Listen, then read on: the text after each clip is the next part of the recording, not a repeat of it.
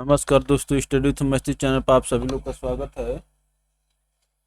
और हम लोग देखेंगे यूपी ट्रिपल एससी द्वारा जो भी परीक्षाएं हुई हैं उनमें आए हुए जो प्रश्न हैं उनको देखेंगे।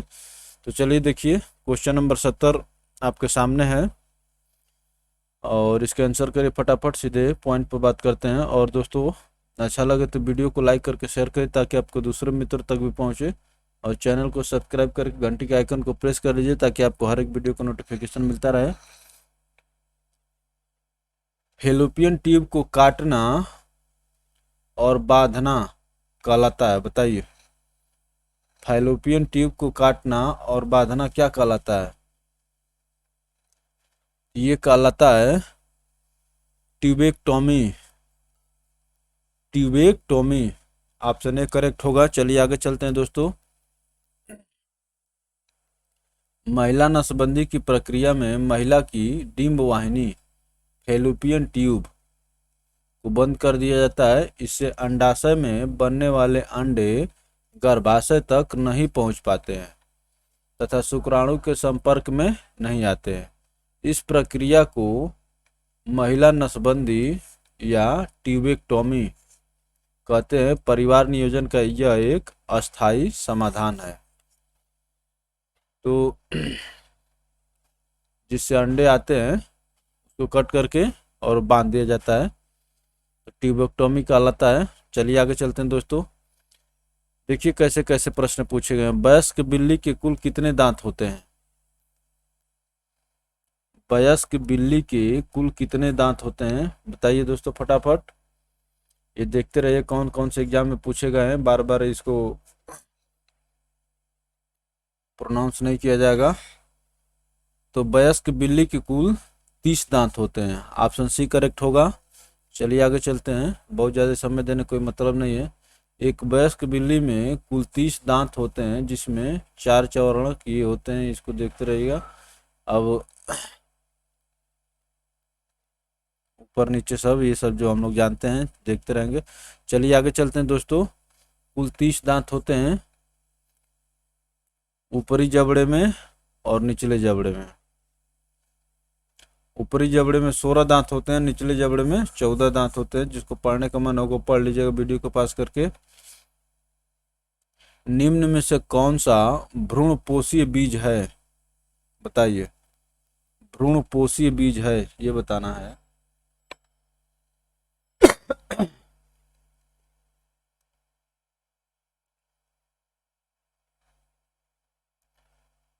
तो बताइए दोस्तों।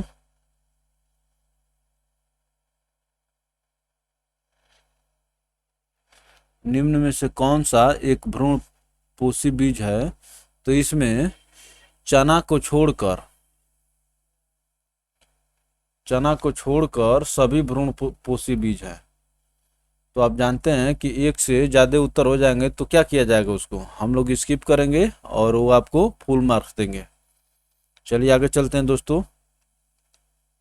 प्रश्नगत विकल्पों में चना भ्रूणपोषी बीज नहीं है, ये नहीं है, जबकि एरंड, कास्टर, मक्का और चावल भ्रूणपोषी बीज है। भ्रूणपोषी बीज वे होते हैं जिनके परिपक्व बीज में भ्रूणपोष इंडोस्पर्म होता है। जिनके परिपक्व बीज में इंडोस्पर्म होता है, यह मांसल तैलीय भ्रूण को चारों ओर से घेरने वाला होता है और एकमात्र खाद्य भंडार अंग के रूप में कार्य करता है। गैर भ्रूणपोषीय बीजों में भ्रूणपोष अनुपस्थित होता है तथा इनमें बीज पत्रों में भोज्य पदार्थ संचित रहता है। बीज पत्रों में भोज्य पदार्थ संचित रहता है। प्रश्न हिंदी का अनुवाद ग्रहण करने पर तीनों विकल्प सही होंगे। चलिए ये हो गया। तो चना जो है भ्रूणपोषी बीज नहीं है। आप जानते हैं कि चना में क्या होता है,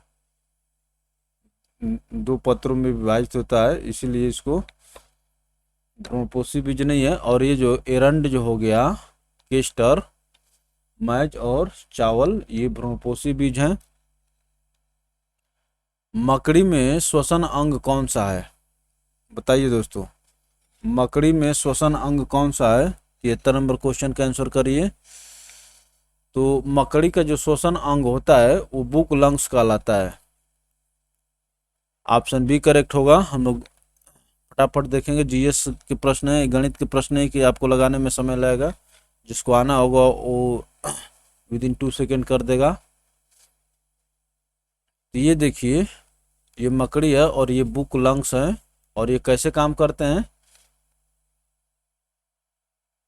ऐसे ऐसे रहते हैं, इसमें से हवा जाती है और इनमें ब्लड फ्लो करता है, जैसे हमारे लंग्स काम करते हैं। तो ये इस प्रकार से काम करता है, ब्लड फ्लो बिटवीन फोल्ड्स और एयर फ्लो इन थ्रू स्पिरेकल्स। तो इनको कहते हैं बुक लंग्स।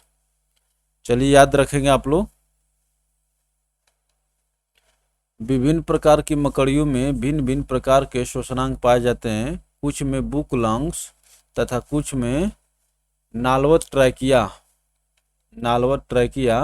पाया जाता है। कुछ मकड़ियों में ट्रैकिया के साथ साथ बुक लंग्स भी पाया जाता है।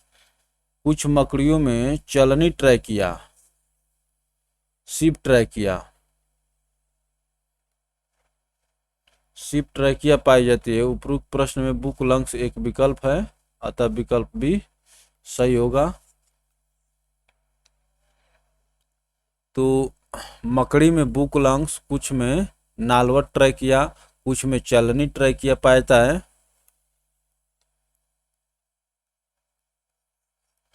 चलिए आगे चलते हैं दोस्तों।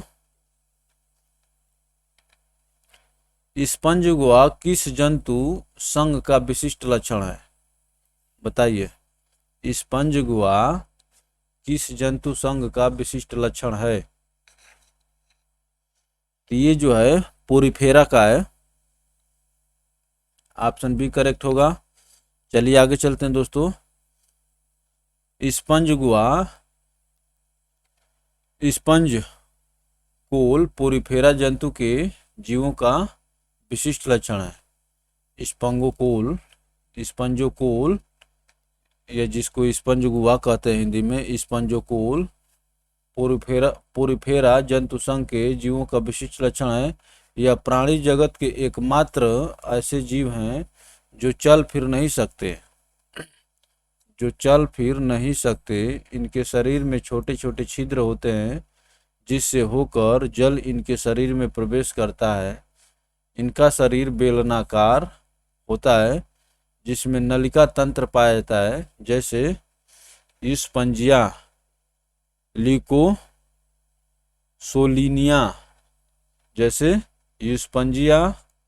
ल्यूकोसोलिनिया आदि।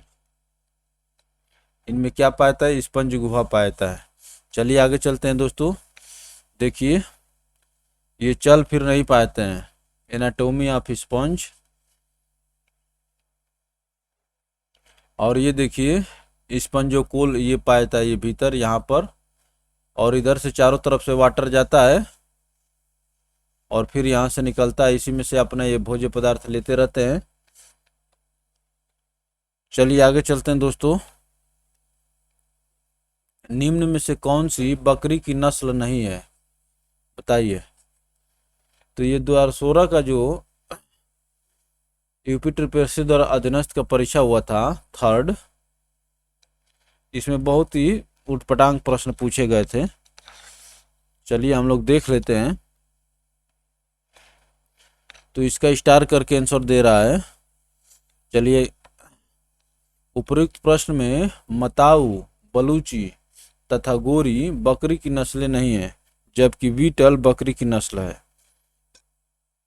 तो जब 3 नस्ल आपसे यही पूछा था कि कौन नहीं है, और जो तीनों नहीं है, मताऊ, बलूची और गोरी बकरी की नस्ल नहीं है, बीटल बकरी की नस्ल है, तो इसलिए आपको उत्तर नहीं दिया गया वहां पर। चलिए आगे चलते हैं दोस्तों। सीटी स्कैन में उपयोग किया जाता है। सीटी स्कैन में उपयोग किया जाता है, किसका उपयोग किया जाता है? बताइए दोस्तों। तो सीटी स्कैन में एक्सरे किरणों का प्रयोग किया जाता है। ऑप्शन बी करेक्ट होगा। चलिए आगे चलते हैं। सीटी स्कैन या कंप्यूटेड टोमोग्राफी विशेष प्रकार का एक्सरे परीक्षण है जिसके द्वारा शरीर के आंतरिक अंगों को देखा एवं रोगों का पता लगाया जाता है। तो सीटी स्कैन, कंप्यूटर टोमोग्राफी विशेष प्रकार का एक्सरे परीक्षण है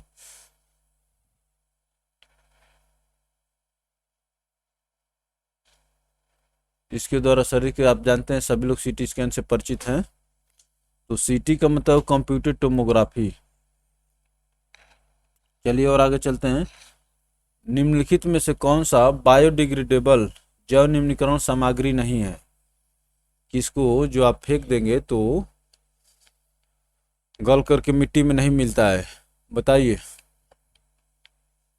निम्नलिखित में से कौन सा बायोडिग्रेडेबल सामग्री नहीं है, ये आपको बताना है। तो बायोडिग्रेडेबल सामग्री जो है एल्युमिनियम फॉयल्स, एल्युमिनियम की चादर जो है बायोडिग्रेडेबल नहीं है, यही आपका आंसर होगा। उसके बाद आप जानते हैं कपास जो हो जाएगा, जानवरों की हड्डियाँ हो जाएगी, लकड़ी हो जाएगा, ये सब जो है बायोडिग्रेडेबल्स हैं।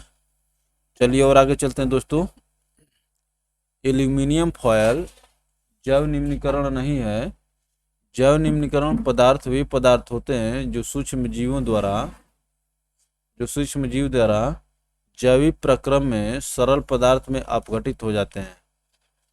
जो सूक्ष्म जीव द्वारा जैविक प्रक्रम में सरल पदार्थ में अपघटित हो जाते हैं, जैसे लकड़ी, जानवरों की हड्डियाँ, कपास आदि जैव निम्नीकरण बायोडिग्रेडेबल सामग्रियां हैं। चलिए और आगे चलते हैं दोस्तों।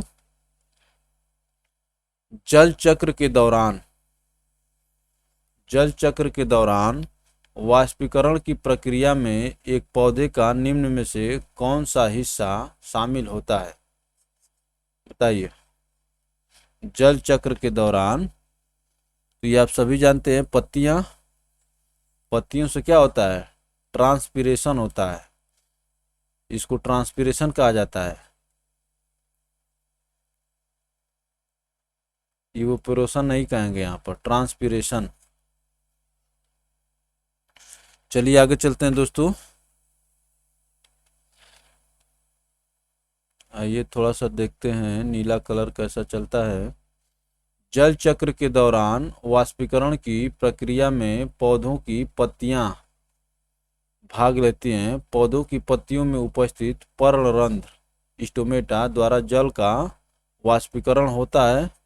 पौधों की पत्तियों से जल की यह हानि वाष्पोत्सर्जन कहलाती है। चलिए अगले प्रश्न पर चलते हैं दोस्तों। पौधों में होने वाली क्रियाओं में से एक जो इनका तापमान कम कर सकती है होती है, बताइए। इनका तापमान कम करना, बताइए। तापमान को कौन मेंटेन करता है पौधों में? वाष्पोत्सर्जन। गर्मी के दिनों में पौधे से जो है वाष्पोत्सर्जन ज़्यादा होता है और पौधे अपना टेम्परेचर मेंटेन करते हैं उससे। जैसे मनुष्य के शरीर से पसीना निकलता है तो क्या होता है, मनुष्य की शरीर ठंडा होती है, अपने आप को मेंटेन करती है ठंडक। तो वही पौधे भी वाष्पोत्सर्जन करके अपने टेम्परेचर को कम करते हैं। चलिए आगे चलते हैं दोस्तों। पौधों के वायवीय भागों जैसे पत्ती एवं तना पौधों के अतिरिक्त जल को जलवाष्प के रूप में बाहर निकालने की क्रिया वाष्पोत्सर्जन करते हैं। वाष्पोत्सर्जन पौधे के तापमान वृद्धि को नियंत्रित करती है। वाष्पोत्सर्जन पौधों के तापमान वृद्धि को नियंत्रित करता है। चलिए आगे चलते हैं दोस्तों। एक्वीफर जलभृत क्या है, बताइए। एक्वीफर क्या है? ये बहुत चर्चित प्रश्न है, एक्वीफर। तो बताइए एक्वीफर क्या है। हम लोग सीधे चलते हैं। भौम जल स्तर के नीचे संतृप्त क्षेत्र, अभी मैं आपको फिगर के माध्यम से इसको समझाऊंगा। भौम जल स्तर के नीचे संतृप्त क्षेत्र। चलिए आगे चलते हैं। आइए सीधे पहले आपको समझा ही देते हैं। देखिए ये जमीन है, और ये आपका घर है, ऊपर से बारिश हो रहा है और क्या होता है कि ये पानी रिस करके यहाँ पर नीचे इकट्ठा हो गया। यही एक्वीफर है। देखिए यहाँ पर देखिए वाटर टेबल, वाटर टेबल का मतलब जहाँ से पानी शुरू होता है अनसेचुरेटेड जोन और ग्राउंड वाटर जोन, इधर ग्राउंड वाटर होता है। तो ये जो है जो पौधे जो पानी रिस करके ऊपर से आता है, देखिए यहाँ से आ रहा है, इनफिल्ट्रेशन हो रहा है, और ये छोटे छोटे एक्वीफर हैं और ये बड़ा एक्वीफर है। तो चलिए, भौम जल स्तर के नीचे, भूमि जल स्तर के नीचे संतृप्त क्षेत्र एक्वीफर कहलाता है, जल भृत या एक्वीफर कहलाता है। यह भूमिगत कठोर चट्टानों के अपक्षायित विदर्ड विभागों, फ्रैक्चर्ड एवं संधियों में बलुई चट्टानों के अंतः करणीय स्थानों एवं परतदार चट्टानों के अंतर परत में पाया जाता है। परतदार चट्टानों के अंतर परत में पाया जाता है, अर्थात वही जमीन पाता है। इन सभी चट्टानों को जिनमें भूमि जल पाया जाता है जलभृत या एक्वीफर कहते हैं। इन सभी चट्टानों को जिनमें भूमि जल पाया जाता है जलभृत या एक्वीफर कहते हैं। चलिए आगे चलते हैं दोस्तों। एक पौधे की पत्ती में किस प्रकार की कोशिकाओं में क्लोरोफिल रहता है? तो आप जानते हैं कि पौधों की पत्तियों में क्लोरोफिल पाया जाता है, लेकिन ये किस प्रकार की कोशिका में, ये आपसे पूछ रहा है। क्लोरोफिल जो है किस प्रकार की कोशिका में, जैसे मनुष्य के शरीर में कोशिकाएं पाई जाती हैं, लेकिन अलग अलग कोशिकाएं होती हैं, सबकी एक प्रकार की कोशिका नहीं होती है हर एक अंग की, मान लीजिए कि कुछ की डिफरेंट भी होती है। तो वही कह रहा है कि ये सीधे सीधे कह रहा है पौधे की पत्ती में किस प्रकार की कोशिकाओं में क्लोरोफिल रहता है। तो पौधों की पत्ती में क्लोरोफिल तो पाया जाता है, लेकिन ये आपको बताना है कि किस प्रकार की कोशिकाओं में क्लोरोफिल पाया जाता है। ये पैरेन्काइमा, ऑप्शन ए करेक्ट होगा आपका। पैरेन्काइमा नामक जो कोशिका होती है पौधों की, उसमें क्लोरोफिल पाया जाता है। इसको हम आपको फिगर के माध्यम से दिखाएंगे। एक पौधे की पत्ती में पैरेन्काइमा प्रकार की कोशिकाओं में क्लोरोफिल रहता है। जाइलम एवं फ्लोएम पौधों में पाए जाने वाली संवहनी उत्तकें हैं।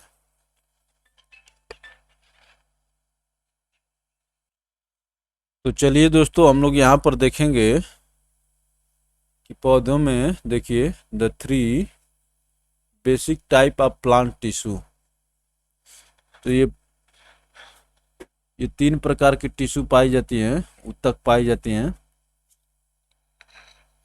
तो देखिए पैरेन्काइमा टिश्यू में ही क्या पाया जाता है, क्लोरोफिल पाया जाता है पैरेन्काइमा। और अदर दो कौन कौन से हैं, कोलेनकाइमा, ये पैरेन्काइमा हो गया, ये कोलेनकाइमा हो गया, और स्क्लेरेन काइमा, क्लेरेनकाइमा। तो पैरेन्काइमा, कोलेनकाइमा और क्लेरेनकाइमा, ये 3 प्रकार की टिश्यू होती हैं पौधों में। चलिए आगे चलते हैं दोस्तों। केसर के लिए पौधा का कौन सा भाग उपयोग में लाया जाता है, बताइए। जो केसर प्राप्त होता है हमको पौधों से,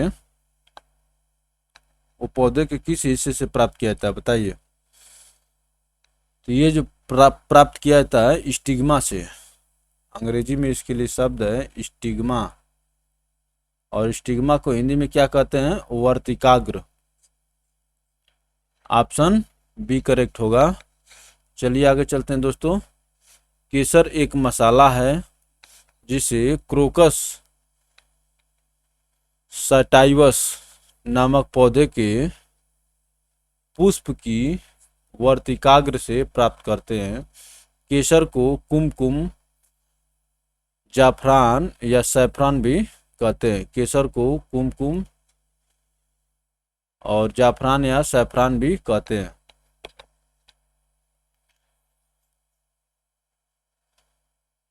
तो ये पौधे के ये पूछता है, यही पूछता है, स्टिग्मा से प्राप्त किया जाता है।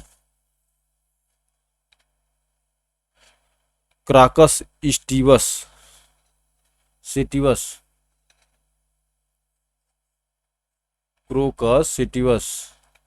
ये भाई देख लीजिए इसको, कभी पौधे का नाम ना पूछते, क्रोकस सेटिवस नामक पौधे से प्राप्त किया जाता है। चलिए आगे चलते हैं दोस्तों। ये देखिए यहाँ पर, ये उसका पौधा हो गया, और ये जो देख रहे हैं ये स्टिग्मा है, इसी से केसर प्राप्त किया जाता है। ये पेटल्स हो गया, और ये स्टेम हो गया, तना हो गया। चलिए आगे चलते हैं दोस्तों। मशरूम किसके उदाहरण हैं? तो ये पूछ रहा है कि मशरूम क्या है, बताइए। तो मशरूम दोस्तों कवक होता है, फंजाई होता है। ऑप्शन सी करेक्ट होगा। मशरूम जो है फंजाई होता है। चलिए आगे चलते हैं। मशरूम एक प्रकार का कवक है।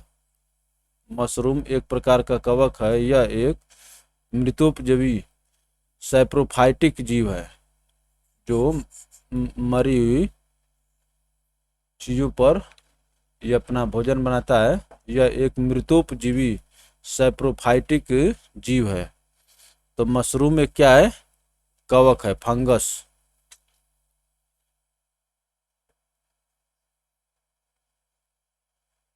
फंजाई है। चलिए आगे चलते हैं दोस्तों। एशिया का प्रथम मानव डीएनए बैंक कहाँ स्थापित किया गया है? एशिया का प्रथम मानव डीएनए बैंक कहाँ स्थापित किया गया है? तो एशिया का प्रथम मानव डीएनए बैंक जो है लखनऊ में स्थापित किया गया है। ऑप्शन ए करेक्ट होगा। चलिए आगे चलते हैं। चलिए दोस्तों देखिए, ऑप्शन ए आपका करेक्ट होगा। एशिया का प्रथम मानव डीएनए बैंक लखनऊ उत्तर प्रदेश के बायोटेक पार्क में स्थापित किया गया है। बायोटेक पार्क में स्थापित किया गया लखनऊ के। चलिए आगे चलते हैं। घास जैसी सभी प्रकार के पौधे, घास जैसे सभी प्रकार के पौधे जिनमें माड़ीदार खाद्य बीजें होती हैं, माड़ीदार खाद्य बीजें होती हैं, कहलाते हैं, बताइए।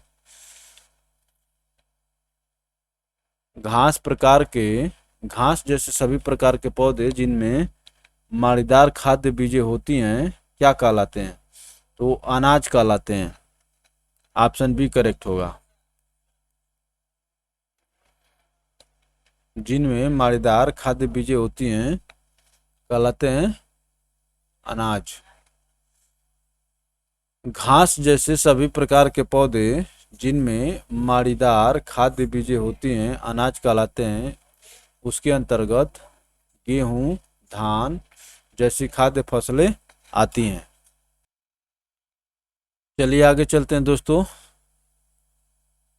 अनुलेखन ट्रांसक्रिप्शन के दौरान डीएनए का वह स्थान जहां आरएनए पॉलीमराइज जुड़ता है कहलाता है। ट्रांसक्रिप्शन के दौरान डीएनए का वह स्थान जहां आरएनए पॉलीमरेज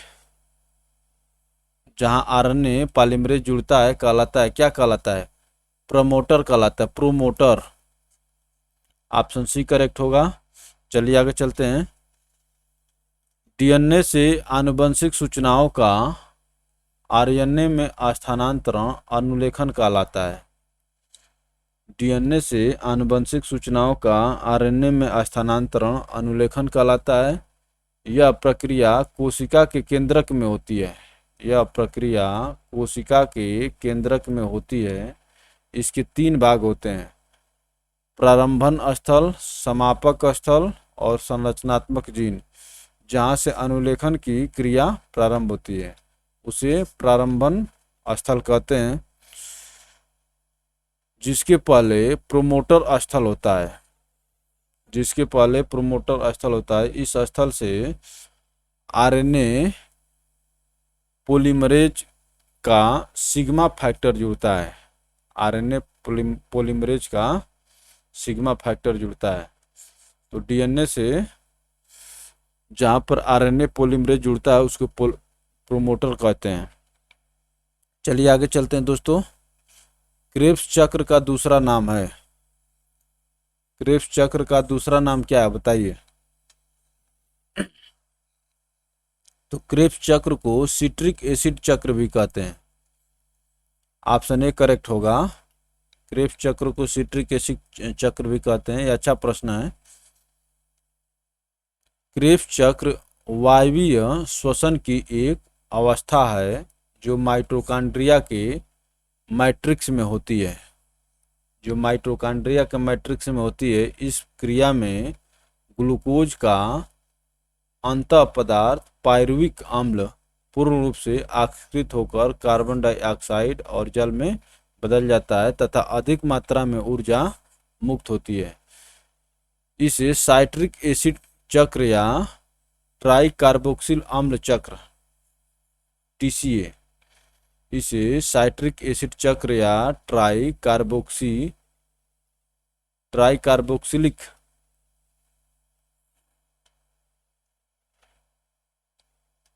अम्ल चक्र भी कहा जाता है। सर्वप्रथम हैंस एडोल्फ क्रेब ने इसके बारे में बताया था।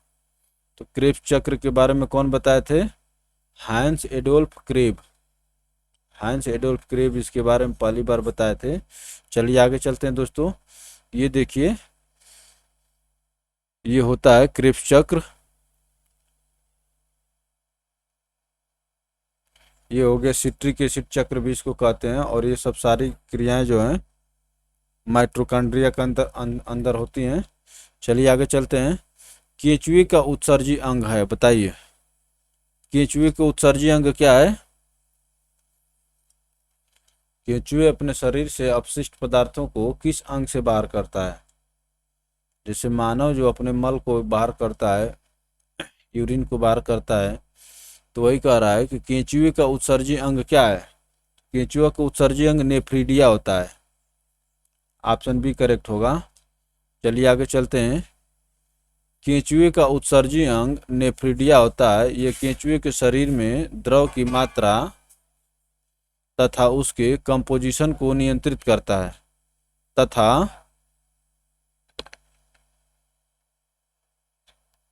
तथा अपशिष्ट पदार्थों को बाहर निकाल देता है। केंचुआ का उत्सर्जी अंग नेफ्रीडिया होता है। यह केंचुए के शरीर में द्रव की मात्रा तथा उसके कंपोजिशन को नियंत्रित करता है तथा अपशिष्ट पदार्थ को बाहर निकाल देता है। ऊर्जा का सिक्का क्वाइन ऑफ एनर्जी कहलाता है, बताइए। कितना बढ़िया प्रश्न है, बताइए।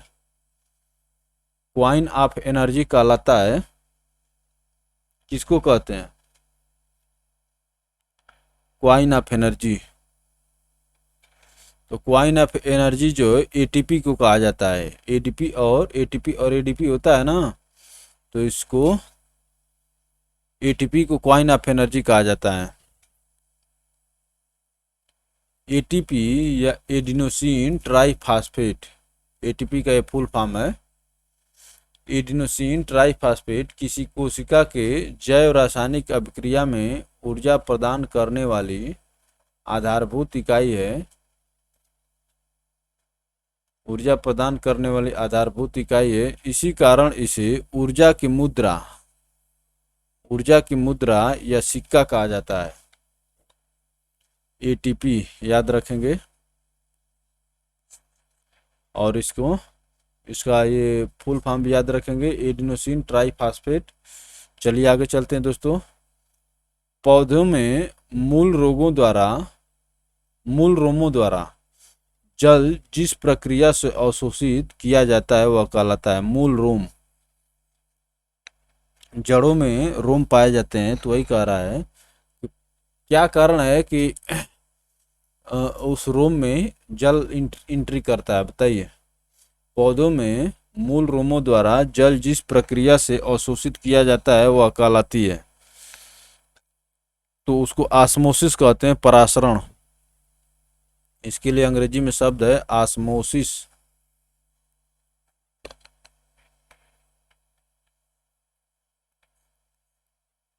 ऑप्शन डी करेक्ट होगा दोस्तों। चलिए आगे चलते हैं। पौधों में जल और खनिज लवण द्वारा, पौधों में जल और खनिज लवण मृदा से अवशोषित होकर जड़ों के जाइलम में पहुंचता है। पौधों में जल और खनिज लवण मृदा से अवशोषित होकर जड़ों के जाइलम में पहुंचता है। जाइलम में जल की सांद्रता मृदा में उपस्थित जल से अधिक होती है। जाइलम में जल की सांद्रता मृदा में उपस्थित जल से अधिक होती है। इसी कारण मृदा से जाइलम में जल का प्रवाह निम्न सांद्रता से उच्च सांद्रता की ओर परासरण कहलाता है। तो परासरण में क्या होता है? निम्न सांद्रता से उच्च सांद्रता की ओर। जैसे आप देखें हैं कि जब आप खीर बनाते हैं तो उसमें किशमिश जब डालते हैं तो किशमिश फूल जाती है। क्या होता है? किशमिश के अंदर जो है जो सांद्रता उच्च होती है तो बाहर से जो है चली जाती है।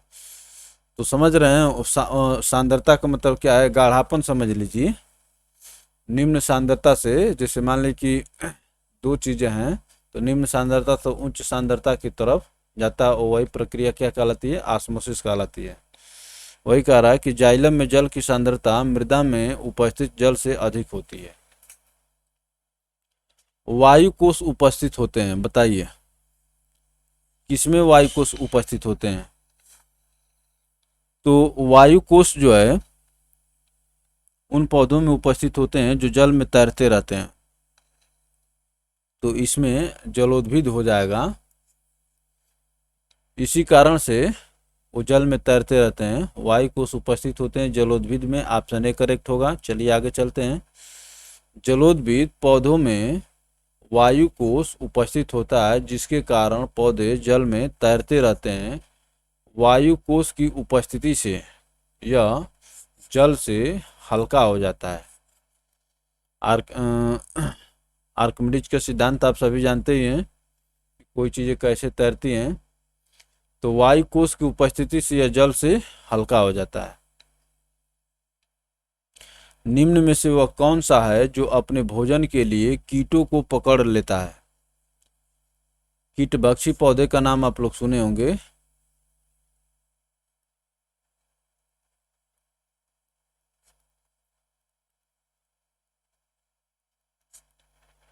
तो वही पूछ रहा है कि इसमें से कौन वह पौधा है जो कीटों को पकड़ लेता है।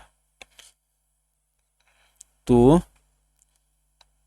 इसका आंसर क्या होगा बताइए फटाफट। तो यूट्रिकुलेरिया नामक पौधा जो है अपने पोषक तत्वों की पूर्ति के लिए कीटों को पकड़ लेता है। और वो कैसे पकड़ता है? अपने पत्ती को ऐसे बना लेता है पिचर की तरह। चलिए आगे चलते हैं दोस्तों। कुछ पौधों की पत्तियां रूपांतरित होकर विशेष प्रकार की रचनाएं बनाती हैं जिनकी सहायता से वे कीटों को पकड़कर नाइट्रोजन की पूर्ति करते हैं। यूट्रिकुलेरिया एक जलीय पौधा है। यूट्रिकुलेरिया एक जलीय पौधा है जिसकी कुछ पत्तियां फूलकर थैलीनुमा रचना बनाती हैं। फूलकर थैलीनुमा रचनाएं बनाती हैं और कीटों को अंदर फंसा लेती हैं। तो ये भी याद रखिए, यूट्रिकुलेरिया जो है एक ऐसा पौधा है, एक जलीय पौधा है। चलिए आगे चलते हैं। और ये कीटभक्षी भी है। सीकम पाचन के काम आता है। सीकम जो होता है किसके पाचन में काम आता है बताइए। सीकम जो है सेलुलोज के पाचन में काम आता है। अच्छा, कभी आपने ये गौर किया है कि जानवर जो खास तौर से गाय भैंस जो है, बकरी हो गई, ये घास को खाकर और अपना पेट भर लेती हैं और इनसे इनको पोषक तत्व मिल जाते हैं। अगर ऐसा हम मनुष्य भी करने लगे तो भोजन की समस्या ही खत्म हो जाती। लेकिन हम लोग घास को पचाने के लिए मेरी शरीर नहीं बनी है। मनुष्य की शरीर जो की संरचना जो है घास को पचाने के लिए नहीं बनी। अब देखिए कुछ जानवर ऐसे होते हैं जो केवल मांस खाते हैं।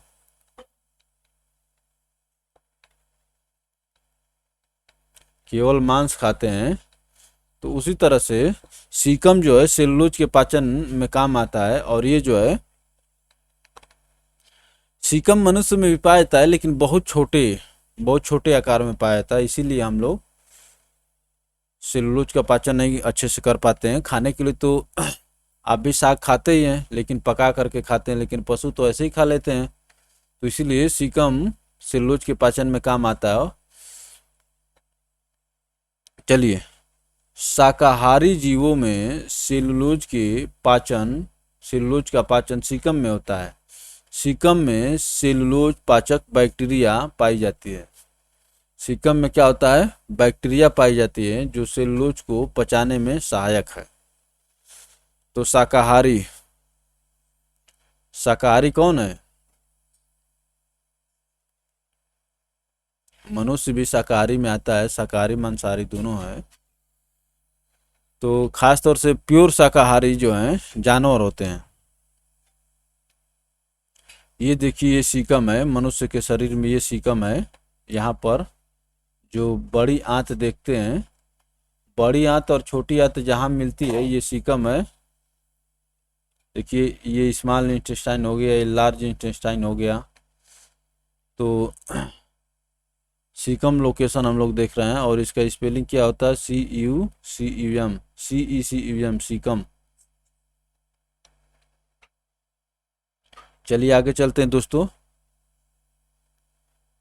ये देखिए, कई बार ये प्रश्न पूछ लेता है।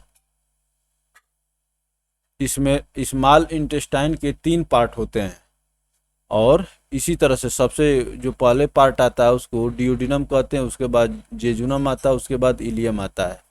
तो DJI याद रखिए। स्टमक हो गया, लार्ज इंटेस्टाइन हो गया, और यहीं पर सीकम पाता है। CECUM caecum. तो ये चीज इसको याद रखेंगे आप लोग। ये पूछता है छोटी आंत के जो हिस्से हैं ऊपर से नीचे के क्रम में मिलाने को कहता है। तो डियोडिनम, जेजुनम और इलियम। चलिए क्वेश्चन नंबर 94 का आंसर करिए दोस्तों फटाफट। कोशिका में निम्न में से कौन सी पाचन थैली, अच्छा ये कह रहा है कि कोशिका में निम्न में से कौन सी पाचन थैली कहलाती है।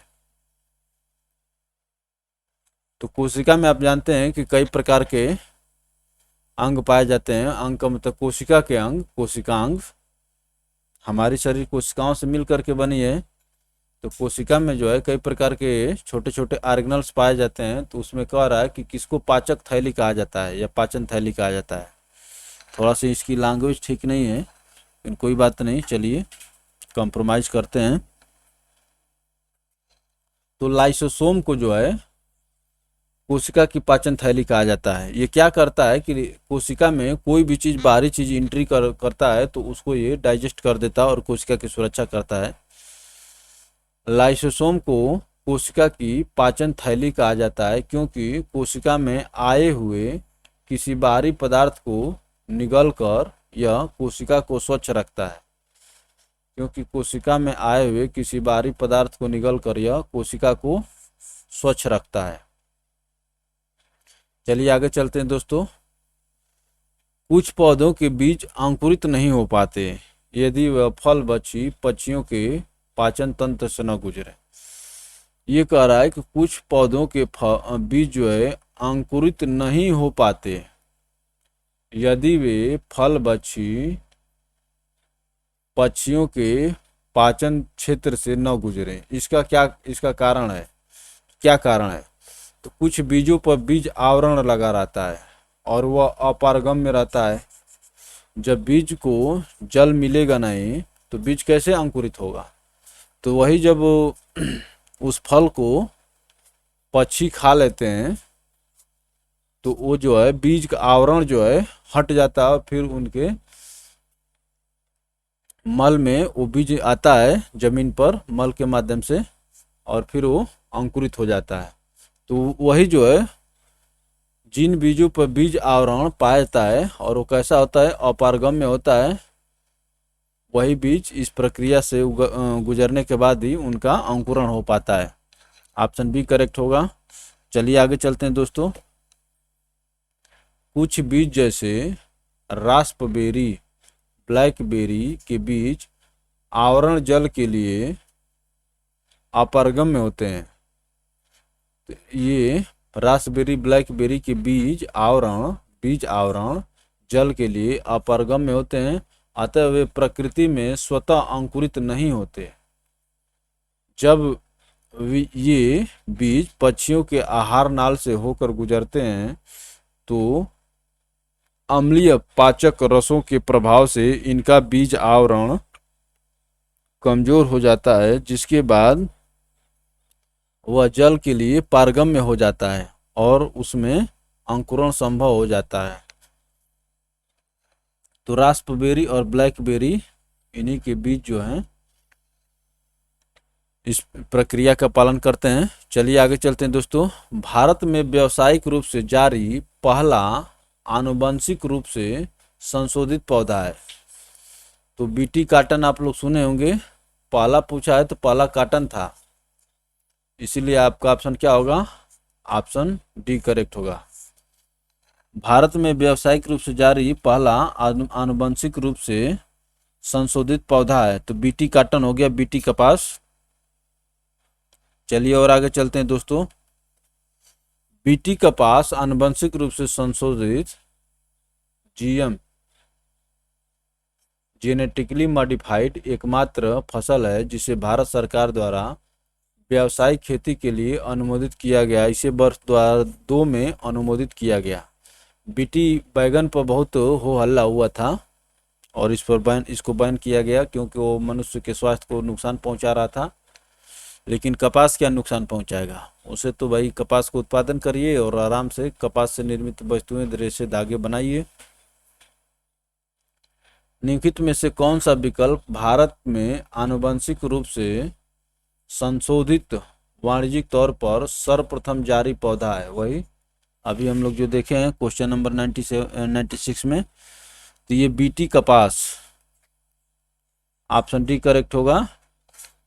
चलिए और आगे चलते हैं दोस्तों। भारत में आनुवंशिक रूप से संशोधित एवं वाणिज्यिक तौर पर जारी प्रथम पौधा बीटी कपास है। भारत सरकार ने वर्ष 2002 में इसे अनुमति दी। बीटी कपास को अमेरिका स्थित एग्रोकेमिकल मल्टीनेशनल मोनसेटो द्वारा विकसित किया गया था। अमेरिका स्थित एग्रोकेमिकल मल्टीनेशनल मोनसेटो द्वारा विकसित किया गया था। तो मोनसेटो नामक कंपनी बीटी कपास को बनाई थी। चलिए आगे चलते हैं दोस्तों। क्वेश्चन नंबर 98 का आंसर करिए, आज इसका द एंड कर दिया जाए और 4-5 क्वेश्चन बचे हुए हैं। बताइए, पादपों में निम्नलिखित में से किस प्रक्रिया द्वारा घुले हुए खनिजों और जल को जड़ों से पत्तियों तक ऊपर की ओर गति करने में मदद मिलती है? किसके द्वारा बताइए? ऊपर की ओर गति करने में मदद मिलती है। जल और खनिज पदार्थ जो जड़ों से क्यों ऊपर जाते हैं? भाई ऊपर नहीं जाते तो ऊपर के अंगों को कैसे भोजन मिलता? तो इसमें होता है स्थानांतरण। ऑप्शन सी करेक्ट होगा। चलिए आगे चलते हैं दोस्तों। पादपों में स्थानांतरण प्रक्रिया जाइलम वाहिकाओं द्वारा घुले हुए खनिजों और जल को जड़ों से पत्तियों तक ऊपर की ओर गति करने में मदद मिलती है। जब वाष्पोत्सर्जन की क्रिया के बाद पत्तियों के ऊतकों में जल की कमी हो जाती है, तब जाइलम वाहिकाएं तनों व शाखाओं से पानी खींचती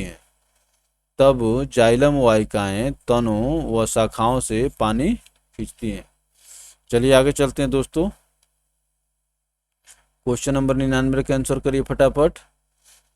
निम्नलिखित में से कौन सा गुण स्तनधारियों की विशेषता नहीं है? स्तनधारी उसको कहते हैं जो जंतु अपने बच्चों को दूध पिलाते हैं। कौन सा गुण स्तनधारियों की विशेषता नहीं है?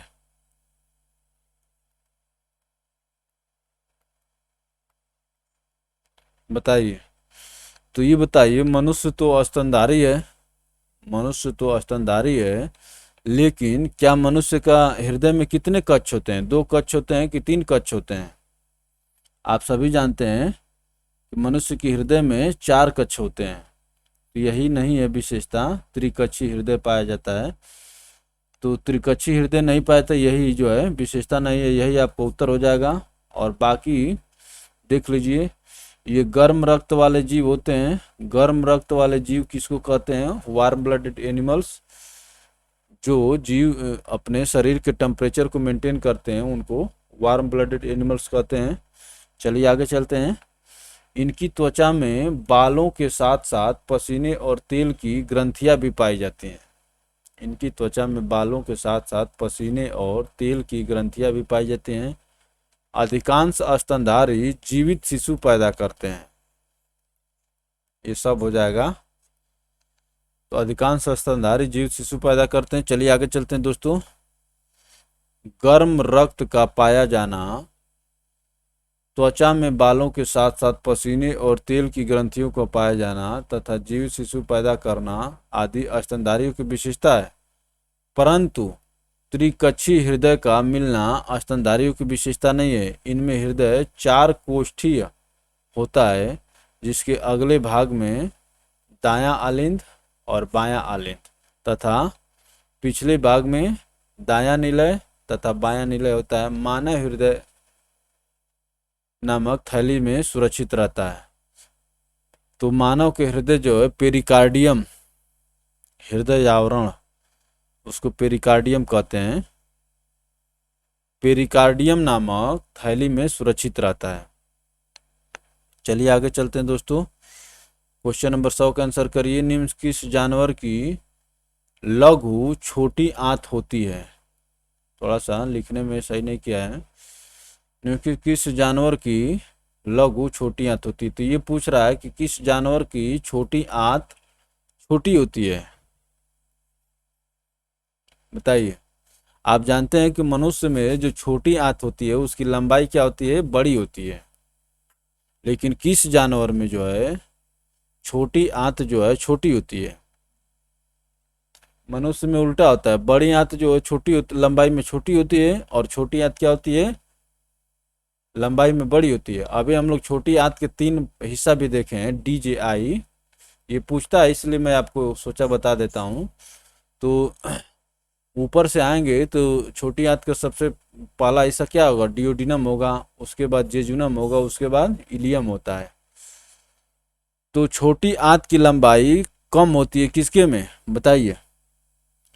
छोटी आंत की लंबाई जो है शेर में कम होती है। जो मांस खाने वाले जानवर हैं उनमें छोटी आंत की लंबाई क्या होती है? कम होती है। चलिए आगे चलते हैं दोस्तों। शाकाहारियों में छोटी आंत की लंबाई मांसाहारियों की तुलना में अधिक होती है। तो मनुष्य शाकाहारी है इसलिए इसके में अधिक होती है। और अधिक देखना है तो आप चले जाइए जानवर में, जो गाय भैंस हो गए, ताकि सेलुलोज का पाचन किया जा सके। शाकाहारियों में छोटी आंत की लंबाई मांसाहारियों की तुलना में अधिक होती है। अतः दिए गए विकल्प में मांसाहारी होने के कारण शेर में छोटी आंत बहुत छोटी होती है। देख रहे हैं ना, बहुत शब्द लगाया है। मांसाहारी होने के कारण शेर में छोटी आंत बहुत छोटी होती है। चलिए और आगे चलते हैं दोस्तों। लिटमस विलयन एक बैगनी रंग का रंजक होता है। आप जानते हैं लिटमस टेस्ट किया जाता है जिसे प्राप्त किया जाता है। तो ये पूछ रहा है कि लिटमस को किससे प्राप्त किया जाता है? तो लिटमस को लाइकेन से प्राप्त किया जाता है। ऑप्शन सी करेक्ट होगा। लिटमस को लाइकेन से प्राप्त किया जाता है। चलिए और आगे चलते हैं दोस्तों। लिटमस सामान्य रूप से उपयोग किए जाने वाला प्राकृतिक सूचक है। इसे लाइकेनों से प्राप्त किया जाता है। अम्लीय विलयन में लिटमस का रंग कैसा होता है? लाल, अम्लीय में लाल और क्षारीय विलयन में नीला रंग हो जाता है। अम्ल नीले लिटमस को लाल, अम्ल क्या करता है, नीले लिटमस को किस में बदल देता है, लाल में, तथा क्षार जो क्या करता है, लाल लिटमस को किस में बदल देता है, नीला में। ये भी पूछता है। आप तो समझ गए कि तो एक को याद रखिए, लिटमस जो है लाइकेन से प्राप्त किया जाता है। अम्लीय विलयन में मिलने पर लिटमस का रंग कैसा होता है, लाल। अम्ल में तो लाल हो जाता है, अम्ल में ये आधा में होगा, अम्ल में लाल हो जाता है। तो ये देखिए, जब लाल करेगा तो नीले क्यों करेगा, ऐसे ये वाला पूछता है किस प्रकार के लिटमस को लाल करता है, तो नीले लिटमस को लाल करता है। जब भाई जब रंग डिफरेंट रहेगा तभी ना, और क्षार क्या करता है, लाल को नीला में बदल देता है। तो अम्ल जो है लिटमस को लाल रंग में बदलता है, लेकिन कैसे लिटमस को, लाल रंग के लिटमस को। चलिए आगे चलते हैं दोस्तों। क्वेश्चन नंबर 2 देखिए, असेरिकिया कोलाई को जल के निम्नलिखित में से किस प्रकार के प्रदूषण को निर्धारित करने के लिए एक संकेतक जीव के रूप में उपयोग किया जाता है। असेरिकिया कोलाई, असेरिकिया कोलाई को जल के निम्नलिखित में से किस प्रकार के प्रदूषण को, अलग अलग प्रकार के प्रदूषण होते हैं, तो किस प्रकार के प्रदूषण को निर्धारित करने के लिए संकेतक के रूप में, संकेतक जीव के रूप में उपयोग किया जाता है। तो ये जो है मल संबंधी प्रदूषण जो होते हैं, मल जो आपके मल समझ रहे हैं ना, जो आपके लाइटिंग वाइटिंग के कारण जो जल प्रदूषित होता है, उसको जांचने के लिए असेरिकिया कोलाई का प्रयोग किया जाता है। चलिए आगे चलते हैं दोस्तों।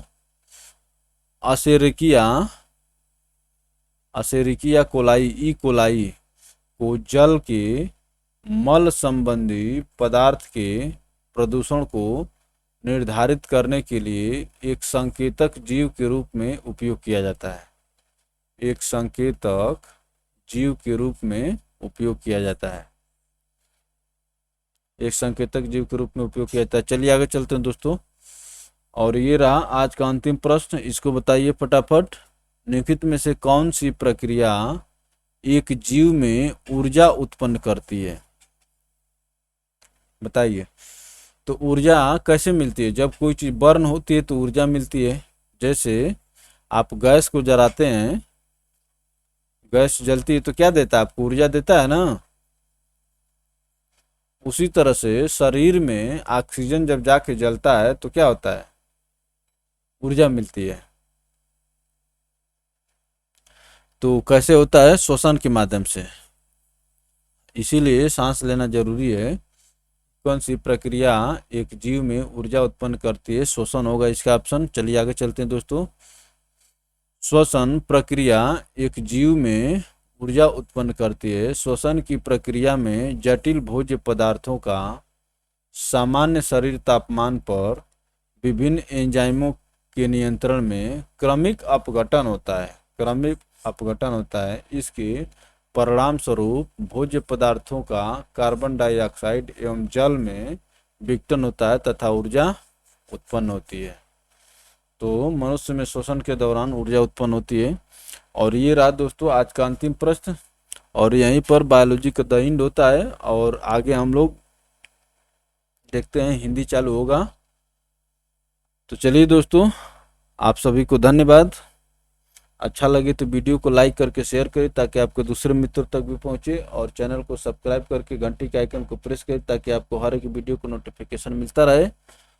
और इसी तरह से आप लोग तैयारी में लगे रहिए, परीक्षा नज़दीक है। चलिए धन्यवाद, मिलते हैं फिर अगले वीडियो में।